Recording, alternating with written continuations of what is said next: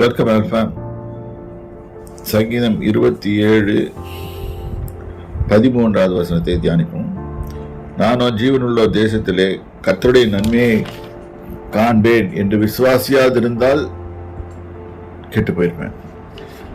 நம்ம நன்மையை எங்க காணணும்னா ஜீவனுள்ள தேசத்துல, இந்த பூமியில தான் காணணும். இது ஒரு விசுவாசம்.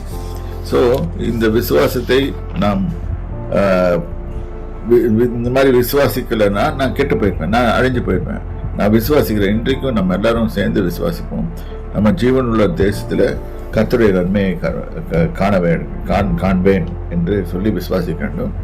அடுத்த வசனம், கர்த்தருக்கு காத்திரு, அவன் ஒரு இருதயத்தை ஸ்திரப்படுத்துவார். திடமானதாக இருந்து கர்த்தருக்கே காத்திரு. இங்கே வந்து டிபெண்டன்சி, கர்த்தருக்கு தான் மட்டும்தான் காத்திருக்கணும். Don't wait for anybody else. Your help won't come from anybody. Your help won't come from even your parents. அப்பா, தாய், தாப்பன் எல்லாம் அவங்கெல்லாம் ஒரு அளவு தான். ஏன்னா ஒரு நாள் வரும் அவர்கள் நம்ம விட்டு போயிடுவார்கள்.